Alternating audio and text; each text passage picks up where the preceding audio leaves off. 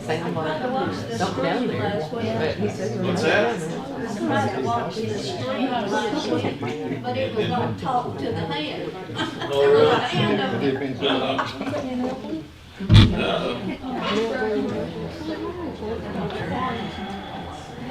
I promise it wasn't my hand.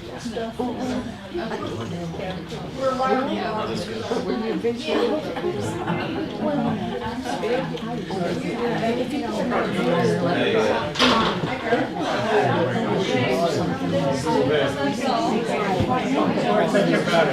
Couldn't do it, so it's out of focus. That would really get crazy. Pay attention. Make me tell them about it. I know. She's part of me.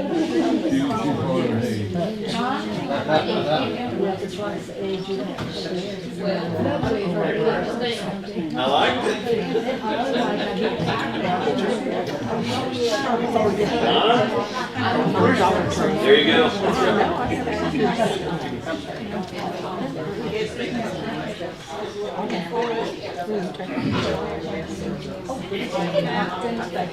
So you're done with the clerks right now? In the office? Yeah, You yeah. don't have to be on the front row. Everybody's late now. Ah, these are all the So the true big deadline is Monday. Because the 15th is on the weekend. So, office scene. Otherwise, it's 25% penalty. So you owe some money. yes. It's a fair penalty. But if you've overpaid, so there's no penalties at all. And then you've got 3 years to file. So it's just like this huge Well, it's thing. 1 o'clock, Gotta go one. so we'll get started. Everybody who's late yesterday, they don't. Because if I don't start at 1, then you won't get out until 2:15, and you won't complain. Jimmy woke up and said, "Mom, I don't want to go to school today." "But you have to go to school," she replied. "Well, I'll give you 2 reasons why I'm not going to school," he asserted. 1, they don't like me there, and 2, I don't like them. "Well, I'll give you 2 reasons why you have to go," his mother answered. 1, you're 39 years old, and 2, you're the teacher.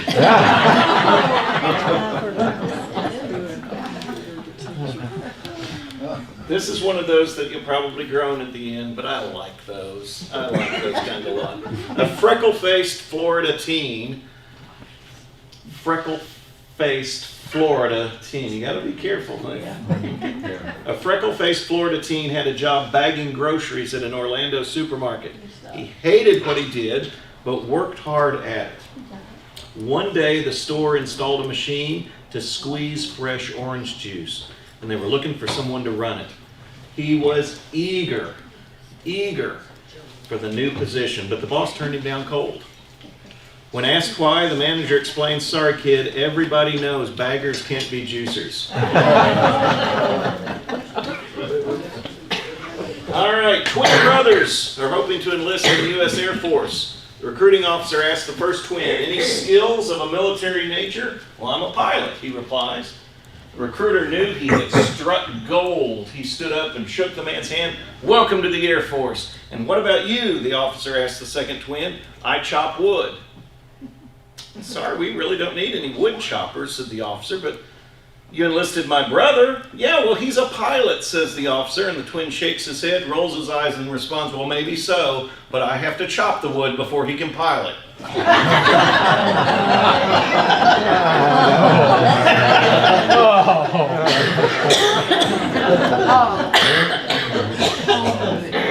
Just to be equal opportunity, here's an Army joke. As a drill sergeant and a private. "I suppose once you get discharged from the Army, you'll barely be able to wait until I die so you can spit on my grave," growled the drill sergeant. "Not me," responded the private, "because once I'm out of the Army, I'm not going to stand in any line that long again."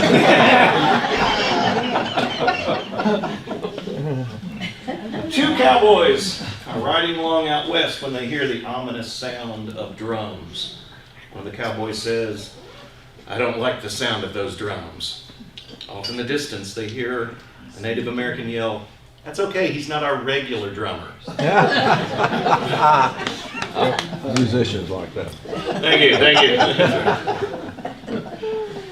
A barber stops in the middle of a haircut, opens the shop door, and yells to a little girl walking down the sidewalk, "Hey kid, come here for a minute."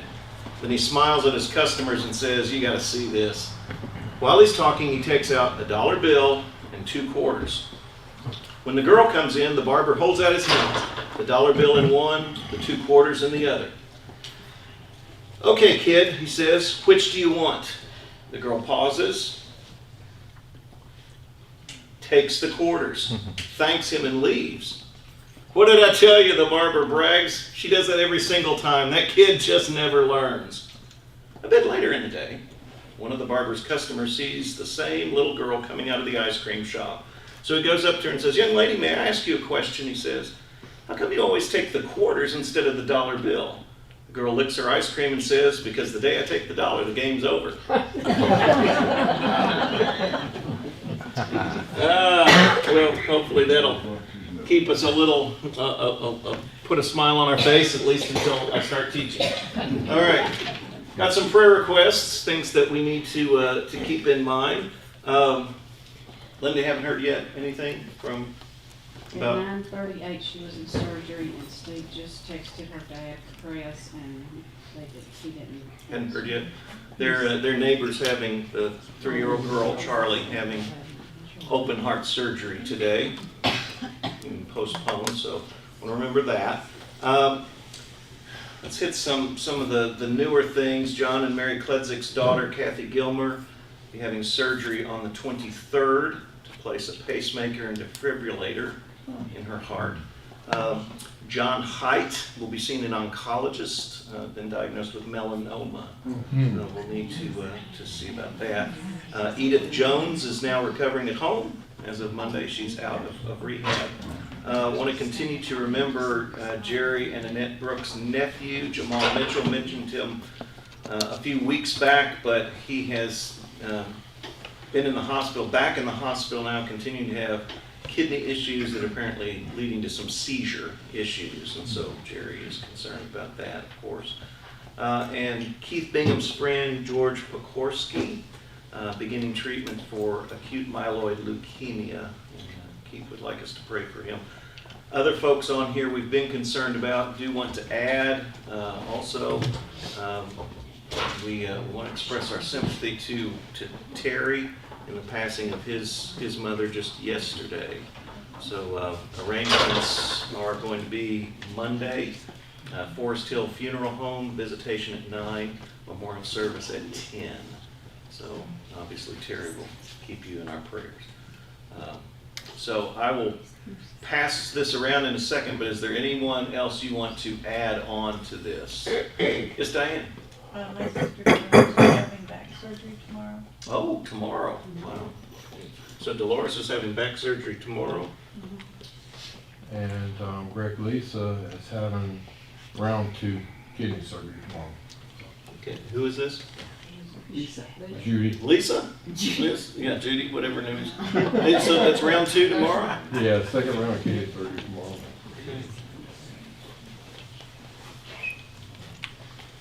All right, so back surgery.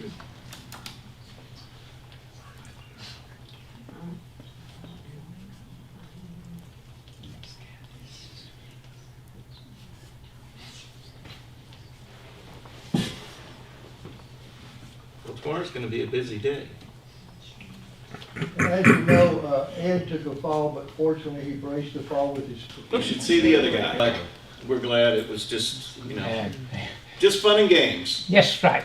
See, next time someone says, "Help me move," what do you say?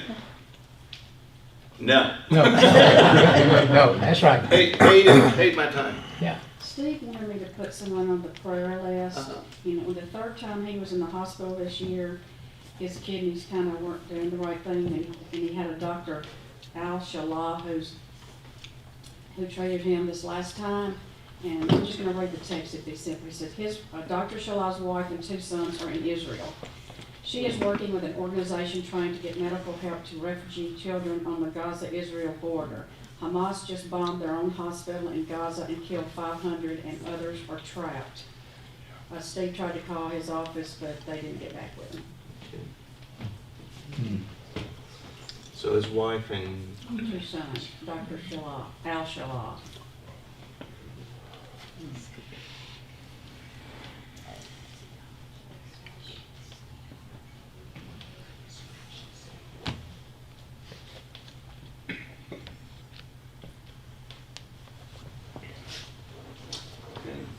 Louis Vaden is having some health issues. He's back at the doctor today. okay.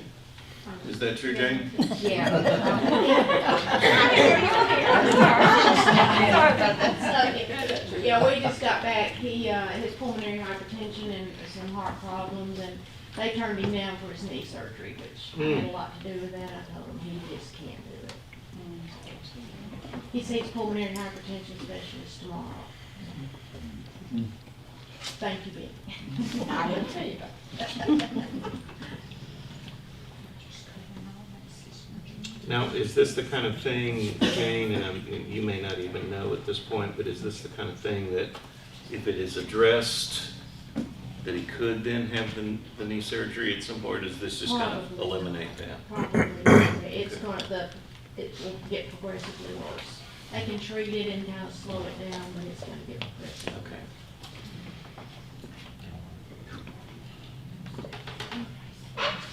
All right, anyone else?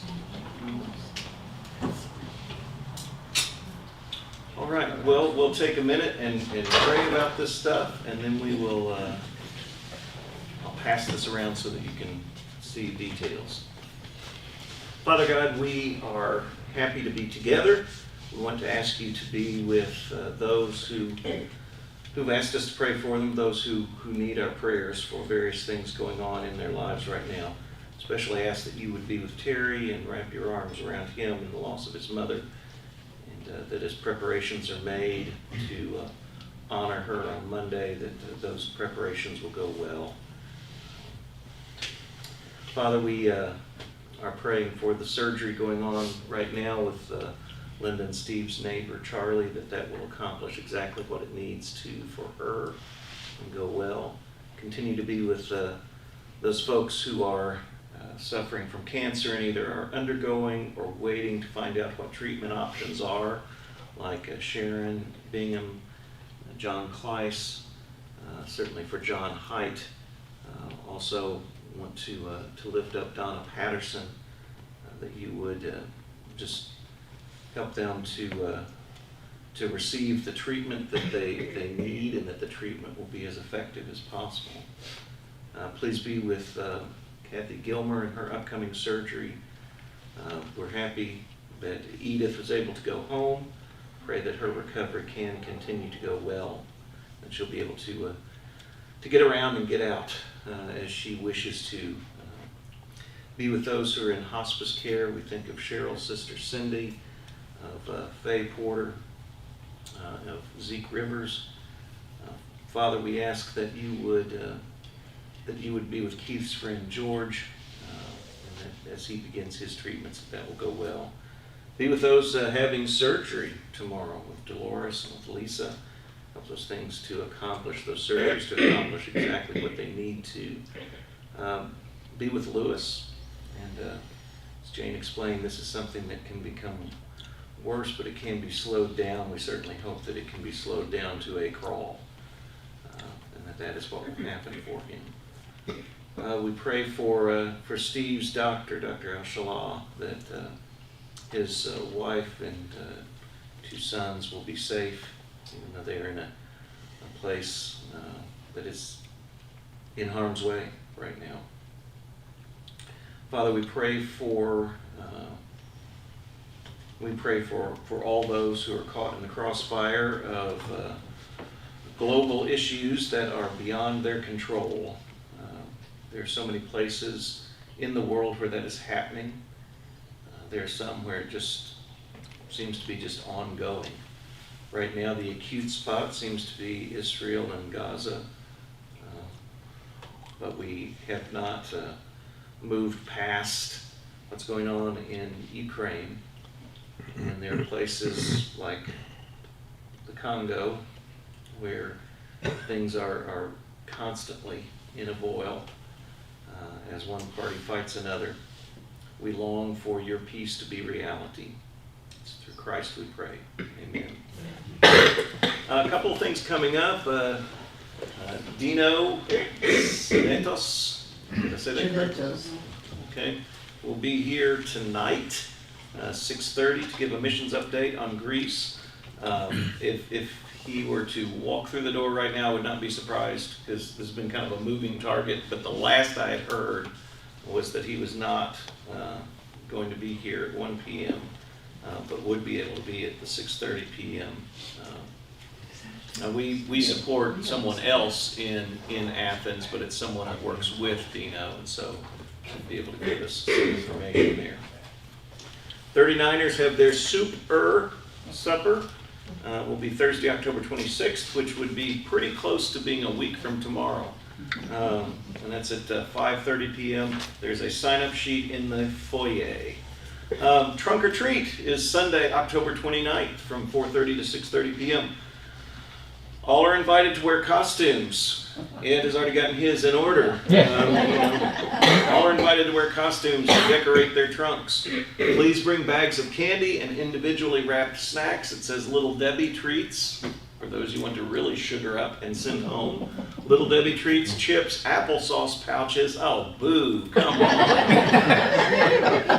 And then it says, etc. I'm putting my hope in, etc. All right. And small prizes, so wrapped snacks and small prizes, please bring them to the office by 4 p.m. on Friday, October 27th. If you are willing to decorate your trunk and pass out candy, help set up games, volunteer for a shift to run a game, or welcome guests at our welcome table, please contact Kara Mahundro. I'm sure there'll be, this information was in the announcements that went out this morning. I'm sure we'll be in the bulletin well, but now you'll have all that information. So I'll pass this around and let you take a look at the details on that sort of information. All right, so 7 events that helped to shape the New Testament world, or the world of the New Testament as we at least look back on it. What was number 1? Alexander the Great. Okay, and what was the main issue with the legacy of Alexander the Great? Greek culture and language. So, that was pretty important, because by the time the apostles are moving around the Greco-Roman world in the first century, pretty much everybody either speaks Greek as their first language or their second language or maybe third, but it was a way that people could be communicated with. And you just can't overestimate how important that was, that there was this way of communicating that was going to connect with a lot of people. So, second, related to that, the second of our events. Anyone remember? Anyone? Bueller? Yeah. Hebrew Bible translated into Greek. So again, when by the time of the first century world, when we kind of had folks were able to speak the word and preach the word in a way that people had access to that word in a language that they could understand. So those pass around. Anybody get left out? Third event. Rededication of the temple, which serves as kind of a holding spot there in about 164 BC, for actually this beginning point of a century of independence for the people of Israel. Darlis, did one come down your way? All right. Everybody got one. Muy excelente. I made 700 copies. I'm going to tell you there's 698 people here. All right. You think they'll catch on? Preacher count. That's right. Add a 1 in front of it. So that's a century of kind of doing things how they wanted to do them, at least geopolitically. But then the fourth event is Roman takeover about a century later in 63 BC. All of this, I think, sort of plays into what Paul is talking about in Galatians 4:4, from the background to the New Testament, that there's all this stuff was happening. Do we need one more? I got one. Oh, the announcements. Okay. So then, fifth, Crucifixion and resurrection. Jesus' crucifixion, resurrection. That's the shaping event in the New Testament. Without that, the rest of it just doesn't really matter. Last week we started talking about the sixth one, which is what? The writing of the New Testament documents. Because remember, our New Testament is a collection of about 27 different documents. Okay? So those documents were written at some point. I gave you a range of, the 40s to the 90s. And obviously those were been incredibly influential in shaping the identity, not only of the early generations of Christians, but moving forward to our own time. We talked about how the first documents of the fledgling Christ movement were almost certainly Paul's letters. Talked about that a little bit last week. So we'll move on to the second and third sets of documents. Second set of document would have been the other letters. Who are some of the other writers of letters in the New Testament? Peter. John. Luke. Yeah, Luke actually is, you could make an argument that Luke is a gospel, but it's also kind of in letter form. We'll get to that in just a second. We talked a little bit about the form of letters last week, how letters were written and they went by a certain form, and you see that form used and adapted by the New Testament writers as well. This idea of, you open up by saying who you are and who you're writing to, and giving thanks or offering a prayer on that person's behalf. That was pretty standard in letter writing in the Greco-Roman world. Then the body, which usually included some kind of an ask, this is what I need for you to do. And then finally some sort of a summation of that, which usually kind of hit the main points a second time around. So you got Paul's letters. I would suggest that Paul probably was an initiator of that as a form of communication between Christian leaders and groups who might want to see what they have to say. Then you have, secondly, the letters of other writers. Third set of documents would be the Gospels. So the Gospels would have been, you think, why on earth would you have this story of Jesus written down? Listen to the first 4 verses of Luke. And this is where there are aspects of Luke that maybe have some sort of a letter overtone to them. Here are the first 4 verses of Luke. Since many have undertaken to set down an orderly account of the events that have been fulfilled among us, just as they were handed on to us by those who from the beginning were eyewitnesses and servants of the word, I too decided, after investigating everything carefully from the very first, to write an orderly account for you, most excellent Theophilus. Now, do we know who Theophilus was? Yeah, I don't know that we did. And, some have suggested, since his name roughly translates as, friend of God or person who loves God, that in a sense maybe Theophilus is one of these I don't want to say made up characters in a sense of, hey, this is all just a big lie. Don't mean that at all. But he is a representative character. Most excellent Theophilus. My personal thought is there's probably a guy out there named Theophilus. So that you may know the truth concerning the things about which you have been instructed. So it would appear that the Gospels, or at least Luke says, that's why I'm writing it down. I think there are hints as well in the Gospel of John that a similar reason for writing things down is there is, hey, let's take what people are being told in the oral teaching of the church, and let's make sure we got a record of that. Let's make sure we've got that. Something to hang on to, create, and I don't mean this in anything other than it's something that is an object that's created, in a sense, an artifact. Okay? there would still be people who 2 centuries later would still be saying, oh, I miss the days when, everything we knew about Jesus was just part of the oral tradition. But what's the problem with if the only repository for your information is just the oral tradition? Story changes. Here's the thing that's kind of interesting about that, is it can change, and anyone who's ever played the old game of telephone, which first of all you have to explain what a telephone is, if you play with people under 25. But the old game of telephone, you know how it completely changes, by the time it gets through. Here's the thing though, in many cultures before writing became the norm, there was a really high standard placed on you pass it on as accurately as possible. And you think about some of the things, any of you have to read Beowulf when you were in high school English?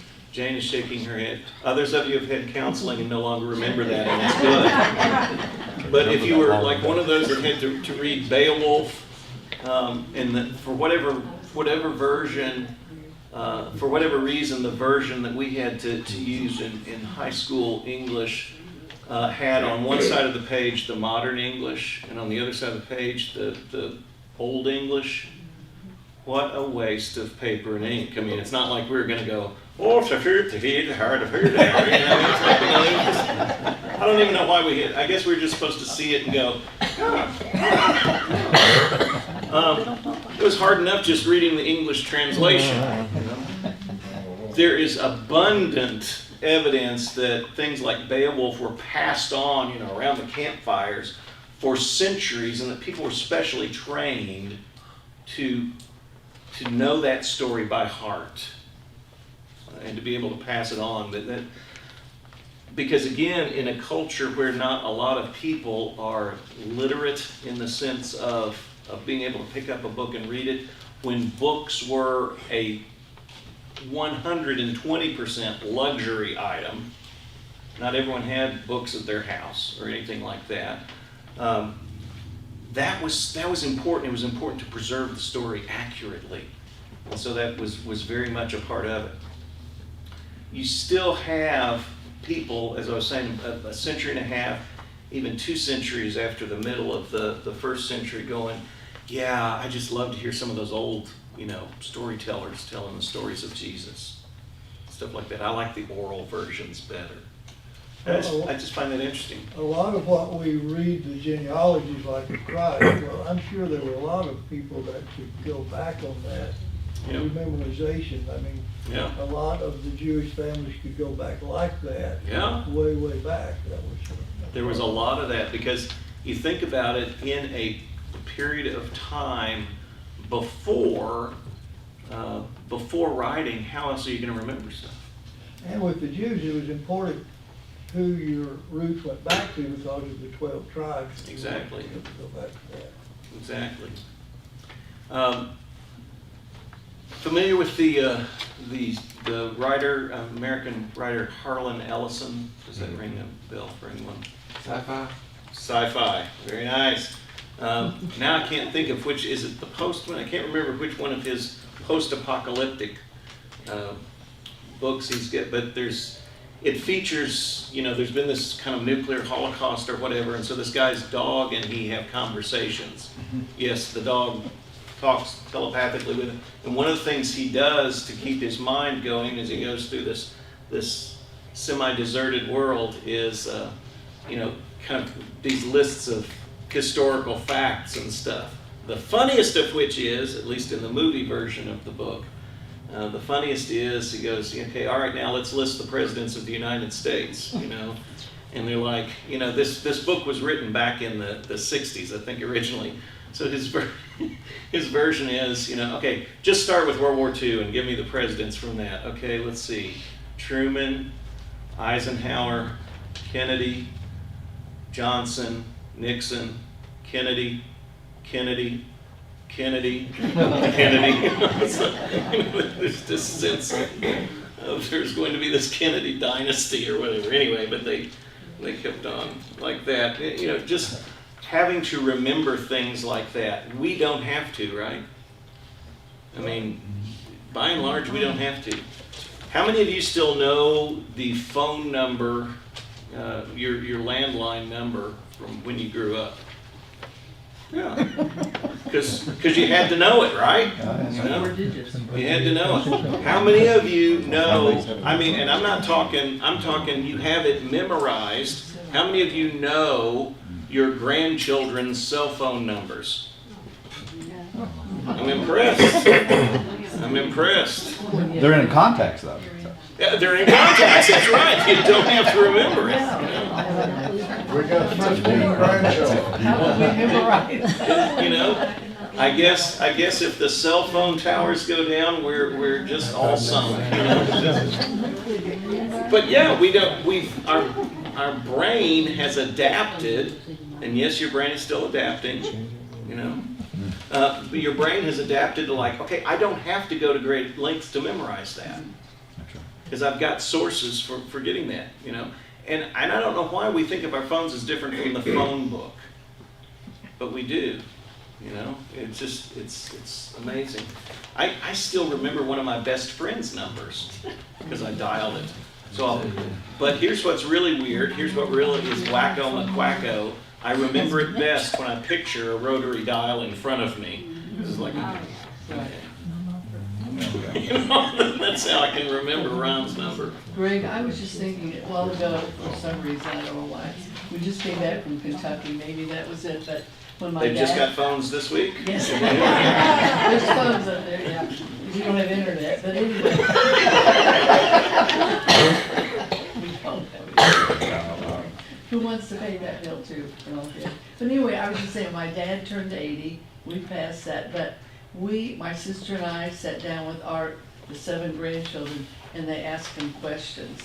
And then we taped it. And I was just thinking, because my sister mentioned one of her daughters was wondering about Land Between the Lakes, that's kind of where our family had come from, some things. But you don't remember them when you just hear them once. We've got to have something, I'm just saying, it has to be repetitious. Nobody's asked us questions yet. And think about what was well, that's because you posted it all on Facebook. Right. So I mean, you know, that's the thing about it is you did not have a lot of forms of mass entertainment.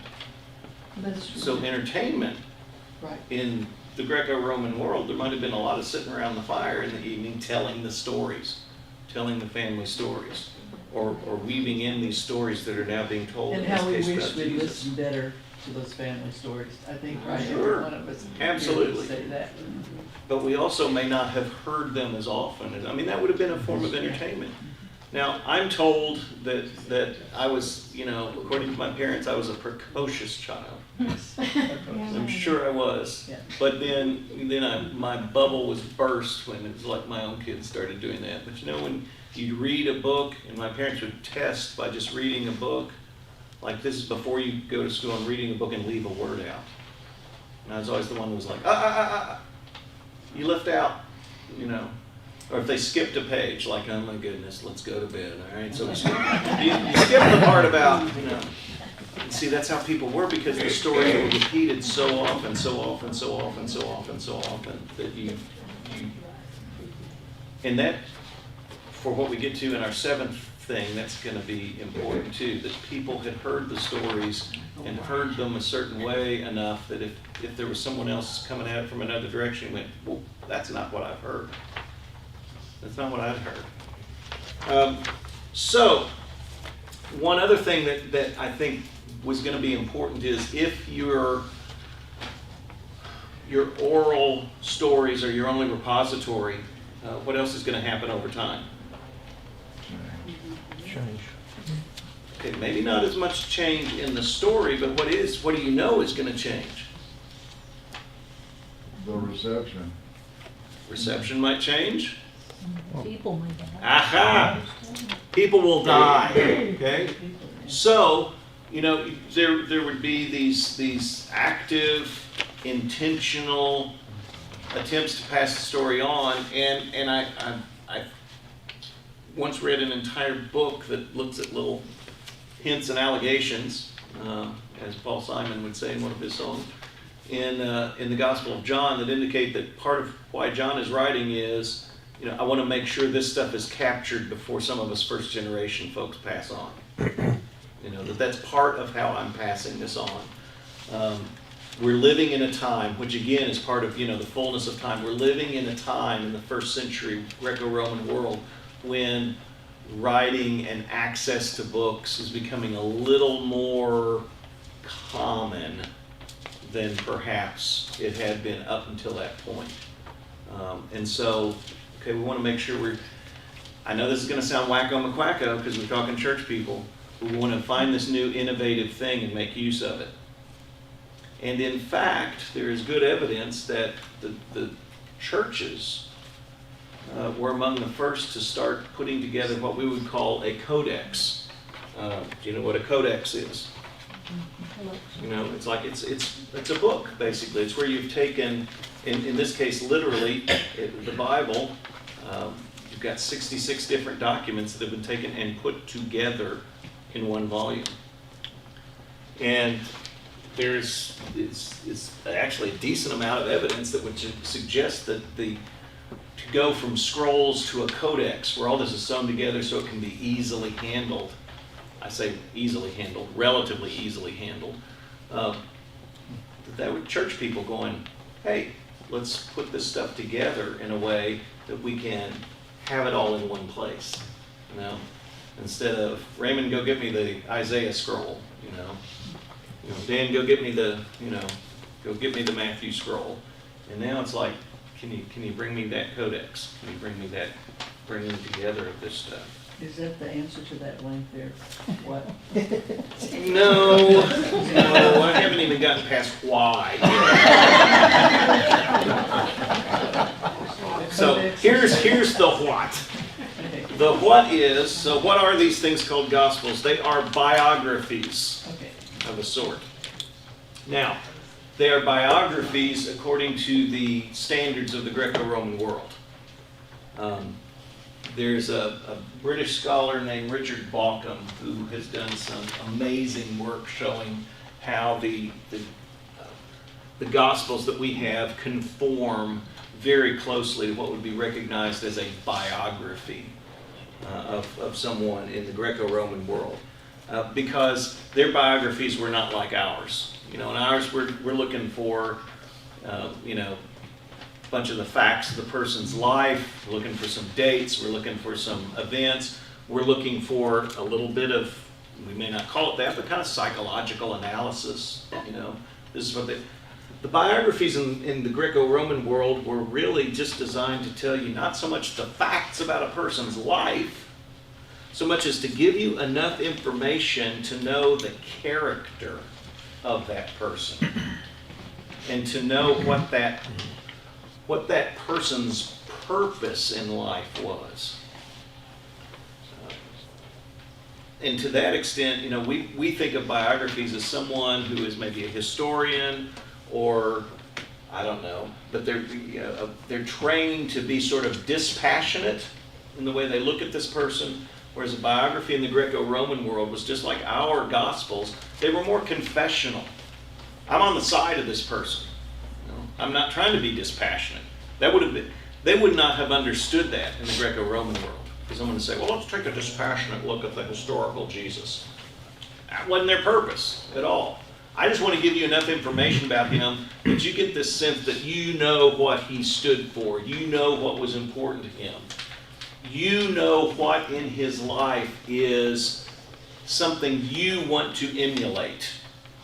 That would have been the purpose of a Greco-Roman biography.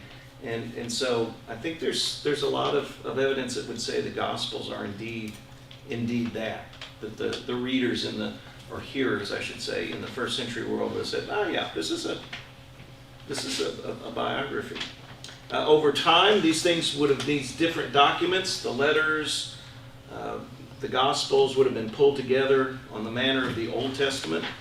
The Old Testament described The story of Israel's experiences with God and the New Testament may be seen as sort of a continuation of that story, but more than that, the story of the church's experience with God in the flesh. So that's all I'm going to say about the sixth event. And I know it's not really an event, it's just kind of a range of time in which some things happen. I want to go ahead and get started on the seventh. Can you guess what the seventh is going to be? Oh, I'll just tell you. The seventh is the process by which the New Testament canon, oh, I love that word, because it sounds so like, someone's going to get blowed up real good, but it's not that kind of canon. It's canon, C-A-N, only one N, O-N, the coming together of the New Testament canon. We'll talk about what a canon in this case is in just a minute. So you say, wait, I thought this was about 7 events that shaped the New Testament world. Okay, I'm fudging a little bit on the last 2, okay? But they are, in a sense, products of all this other stuff that came together. The bringing together of the different New Testament documents, the formation of the canon. The New Testament is such a part of the air we breathe as Christ followers. We don't even think about it, do we? I mean, it's just like, that's kind of, that's why we seldom think that there was a time when the New Testament as we know it did not exist. In fact, that is almost one of those things that kind of tickles your brain and you're going, I'm not sure I can make that thought work. But that there was a time when the New Testament as we know it did not exist. And that, by the way, is part of the questioning in our current world with regard to Christian faith. There's a very common claim these days that the canon of the New Testament was determined by an up or down vote of a 4th century gathering of church leaders who were just eager to please the Emperor Constantine, who was a relatively freshly converted Christian, and perhaps a Christian in name only. He just thought, well, this is a way to get a bunch of folks on my side, who maybe was cynically using Christianity as a means to gain and hold political power. If you want to see that played out, that's part of the foundation of the book and movie The Da Vinci Code. If you've ever read that or seen that, there's a point where there's this explicatory section in the Da Vinci Code in the book, and then they've got it in the movie, and in the movie the person who says it is played by Ian McKellen, and of course anything he says has to be true because his voice sounds so British. But it's just saying, they were really more concerned, less concerned about truth and more concerned to make Constantine happy. And so they had a vote up or down on, what books belonged in and what needed to be taken out, and had a close vote on whether Jesus was really God or not. And it was a very close vote. And I know people who just bought that hook, line, and sinker and believe that that's reality. There is a technical theological word for that whole thing, and that technical theological word, you'll be enriched by this. The technical theological word for that way of thinking is baloney. Okay? That's just not based in any way, shape, or form on what really happened, how the New Testament came together. We're not dealing directly in here with, the issue of Christology. Is Jesus God in the flesh? But this whole idea that all those things were decided by a bunch of grumpy old men at a conference who just wanted to make the emperor happy, that's baloney. That's just not the case. I don't know if you know the name Elaine Pagels. She's at one point was kind of a frequent media talking head about things New Testament, which I don't know why, because she's out on the fringes even for most New Testament scholars. Her quote on one of these things is, "The New Testament is just one version of events crafted in the intellectual free-for-all after Christ's death." Even someone as non-believing New Testament scholar as Bart Ehrman, whose name you may have heard, he shows up on TV every now and then to talk about all things New Testament. Yeah, even he goes, What? That's not reality. That's not what really happened. He's got enough in historical integrity to go, no, that's not what happened. So let's talk about what's a canon. It is from a Latin word that means just rule or norm.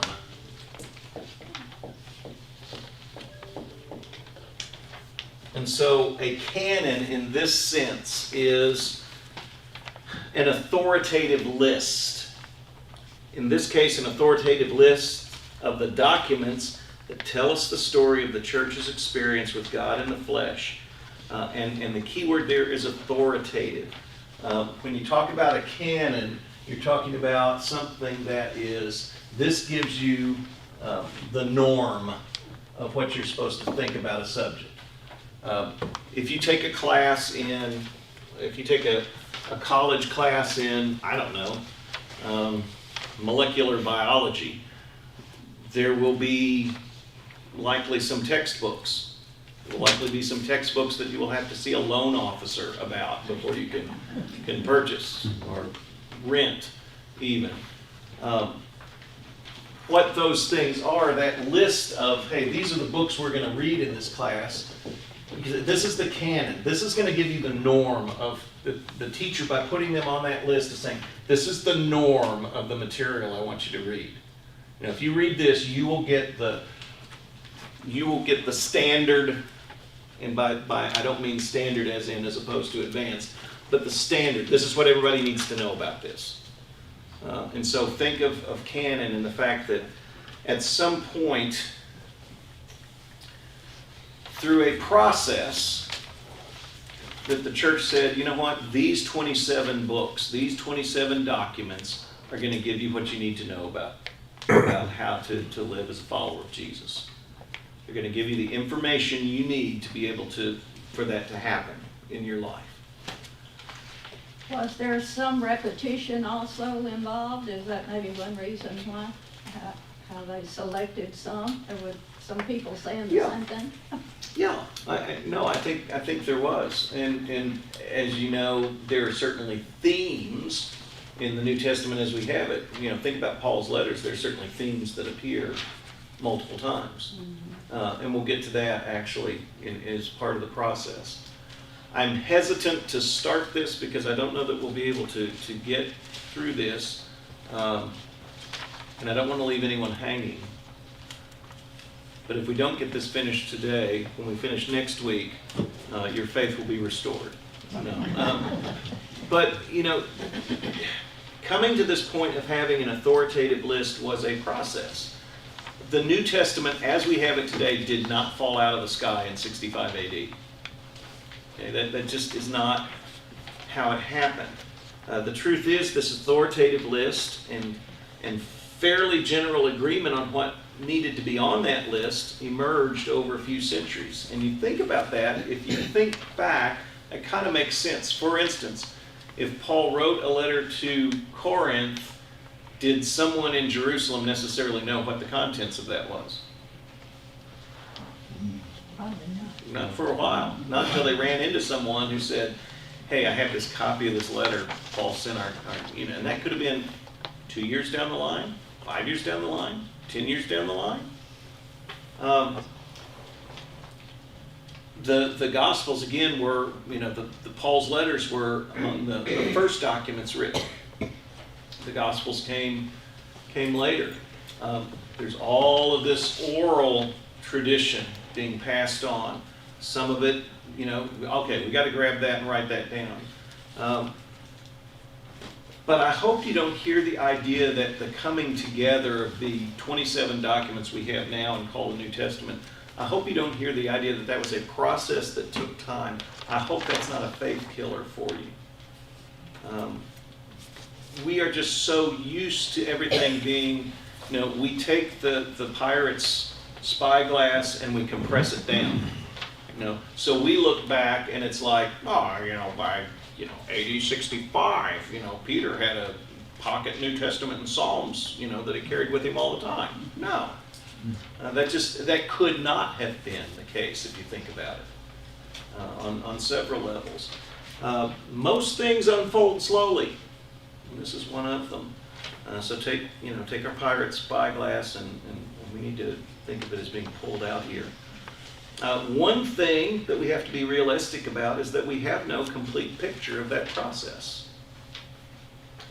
That said, we can see some of how the process went, some of the questions that were being asked, as people did kind of get together and say, you know, that letter to Corinth, it wasn't written to us, but there's some stuff in there that we need to be listening to as well. Do we need to put that with the letter we got here in Colossae? Yeah, why not? You know, so you can kind of get where the process is going there. Just, you know, again, hints and allegations from the 2nd and 3rd centuries as this is going on from some of the church leaders whose documents still survive. One of the questions that they asked was, I think I have this on your sheet. Let me make sure I draw attention to it. Yes, I do. The questions that were being asked there towards the bottom of the front. Does this go back directly? Is obviously the preference. Does this go back directly, or at least indirectly? This obviously is the preferred. This is next best. Does this document go back directly or indirectly to the apostles or one of the other earliest followers of Jesus? One of the important principles, and I'm going to be quoting here from a guy named Ben Witherington, which I believe was one of the people that Garrett studied with at Asbury. Ben Witherington has written a book called The Gospel Code, which is kind of a response to some of that, what was the term I used, baloney that was being put out with the Da Vinci Code and other things. But in Ben Witherington's book, he says, it's always more likely that those sources that come from eyewitnesses or those who are in contact with eyewitnesses will provide us with the best data about an ancient person rather than documents that were composed several centuries later. I think most of us hear that and go, well, duh. But that's just part of the reality. And within the early church, as soon as the 2nd century, they were going, okay, we're pretty sure document XYZ comes from the Apostle Paul. All right, we need to hang on to that. We're pretty sure this document is associated with the Apostle Peter. Let's hang on to that. These are the eyewitnesses. Let's make sure we're capturing what the eyewitnesses saw. Second question is the idea, is this document in use, and is it used to profit? Is it in use, and is it used to profit? This notion that I think James Sanders was a guy that put this very succinctly. The Bible can be Word of God only as read and heard by living persons in communities of faith. So one of the questions that was being asked as people came to find, these other documents that had been written by people like Peter and Paul and these Gospels, and hey, we had the Gospel of Luke, but Mark wrote a Gospel too, and Matthew wrote a Gospel too. As those things were becoming more and more known and talked about, one thing was, hey, are people using this, and is it accomplishing this goal? Is it bringing them closer to Jesus? Okay. Is it in use, and is it being used to profit? What's ironic is today we live in an age in which, the folks are acting like the stuff that was extremely obscure maybe had a better view of Jesus. And I always want to go, what? We'll get to that a little bit later. I mentioned the name Elaine Pagels earlier. She has been a talking head in various forums on TV and things like that, and it's just like, she always drives me bananas, because it's always like the more obscure the document is, it's like she acts like, oh, well, that gives us the real picture, and it was suppressed by everyone else. I'm like, what? That doesn't even make good sense. It would be like, I don't know what I want to compare it to. Anyway, but this idea of they were really concerned that whatever documents they were kind of over time saying, yeah, we recognize these as authoritative. It was because we see where this has made a difference, a positive difference in the lives of people trying to find out about Jesus and trying to be like Jesus.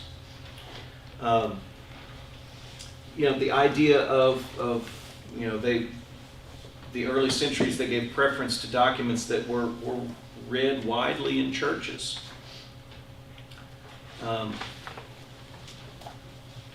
Again, we've got, let's take, say, 1 Corinthians as an example. You know, you hear it read when you're passing through Corinth on business, saying, can I get a copy of that? So they went over to the Xerox and made a copy for you. That's not how it went, but, you know, can I have a copy of that? Because I think we could, I'd love for our church in Rome to hear that. Okay, so are these things stuff that people are reading widely in the churches? And, you know, you remember Colossians 4:16 from last week, where he says, okay, I've written a letter to church in Hierapolis too, and you get their letter and listen to it. You send them your letter so they can listen to that. But the idea of establishing these things as documents that should be read in church. Okay, well, what documents have people been reading in church over the years? There's a document known as First Clement, written by a guy named, take a guess, Clement. This is just the first one, you know. But he was a church leader in the mid-90s of the first century. And in this document, which he writes to Rome, I believe, to the church in Rome, he quotes from multiple other New Testament documents. What does that tell you? So, Yeah, he already, what's that? He's read them. He's had some kind of access to them. So there's already some kind of, you know, stuff going on, some cross-pollination going on, because here by the mid-90s, he's quoting from 1 Corinthians, 1 Peter, 1 John, you know, those sorts of things. What does that tell you? Already some folks saying, hey, we need to pull some of these together. That's by the mid-90s. You were going to say, Clarence? one of the things that gives me a great deal of confidence in the canonicity of the Bible is to read the Apocrypha and decide for myself, why were these books rejected? Yeah. You don't have to be too bright to see why. Yeah.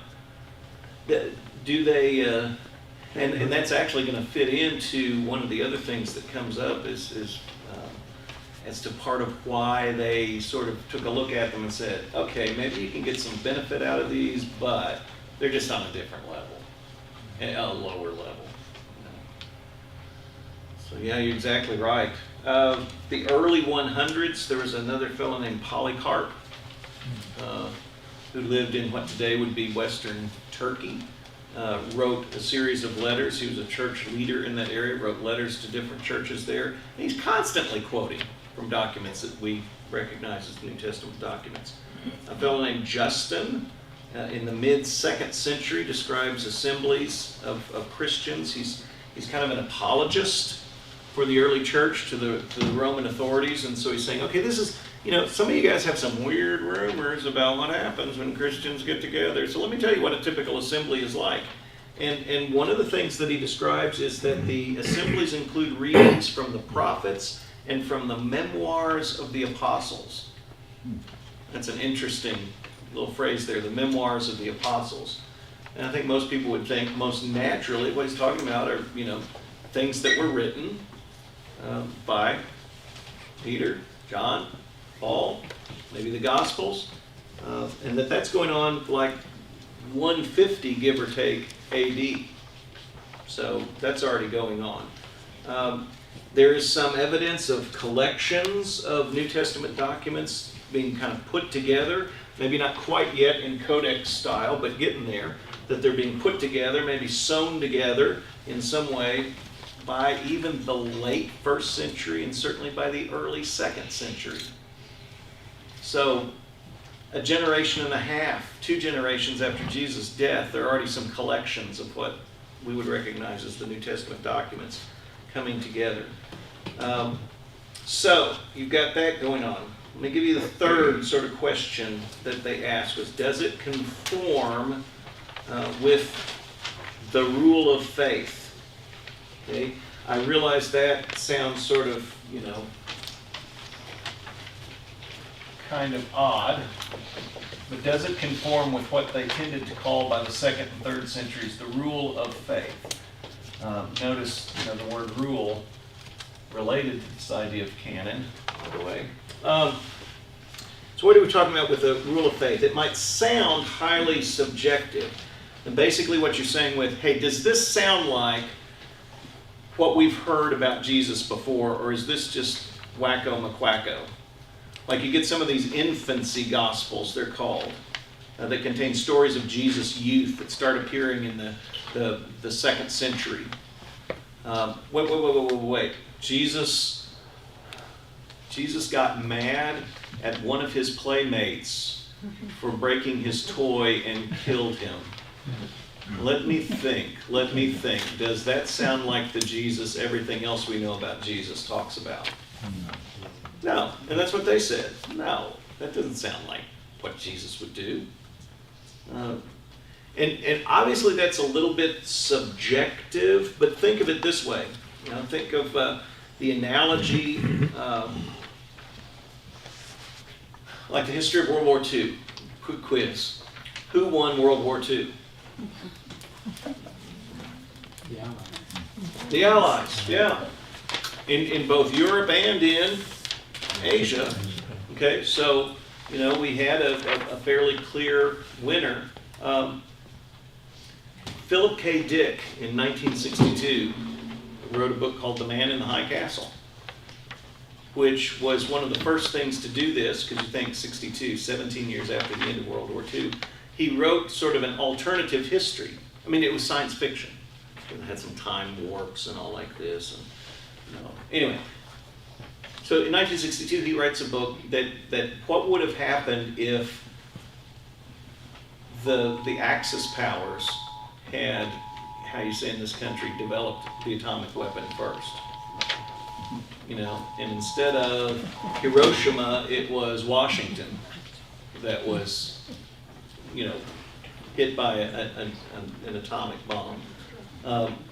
So pictures an alternative world in which the United States is divided in 3 parts. There's the part of the eastern seaboard is under the control of the Nazis. Part of the western seaboard is under control of the Japanese. And then there's this middle part where it's just kind of an every man for himself anarchy sort of thing. Now, if you read that, is that true? No. That's what happened, and you kind of know that. Because it's different from what you know was the reality. That's kind of what this rule of faith idea is. Going, wait. I heard from so-and-so who heard directly from the Apostle Peter.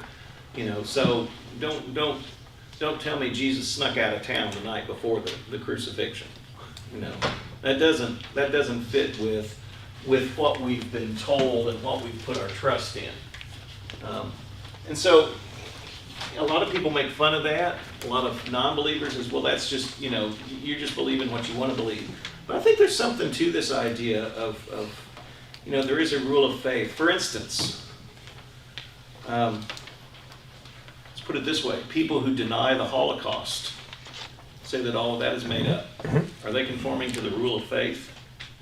I mean, I realize it's a different faith, but no. They're taking what we know to be reality, because there is documentary evidence, and saying, you can't confuse me with the facts. My mind is made up. And so it's just that sort of, they're saying, hey, does this conform, does this jibe with what we've already heard from the earlier witnesses? If we find something new, then, and we realize that it wasn't the Apostle Peter that wrote this or stood behind this or whatever, that it was really, Bob from Bartlett, wrote this down, then they were pretty, I think the church as a whole, the early church was pretty good at going, no, I don't think so. Thanks for discovering this in your backyard, Bob. But it also looks suspiciously like your handwriting, and, it's an interesting story, an alternative history, but it's an alternative history. All right, so we'll pick up with this and finish a little bit of this next week. We'll use the little bit of this that is left. But suffice it to say, I hope you don't go away going, oh my goodness, so the New Testament didn't drop out of the sky in AD 65. Okay, it didn't. But I think this is part of the, personally can't prove it. I don't know who could. I think God was involved in the process, you know, through the spirit-filled people in the church. They're going, you know, hey, what are the documents that we need to pull together because they're going to help us to know who Jesus is and know how to follow him. And I think in the long run, they did a pretty good job. So, all right. Well, don't take any wooden nickels. Have a good rest of the day. The only group I can say this to that I don't have to explain what a wooden nickel is. Wouldn't it? Yes, sir.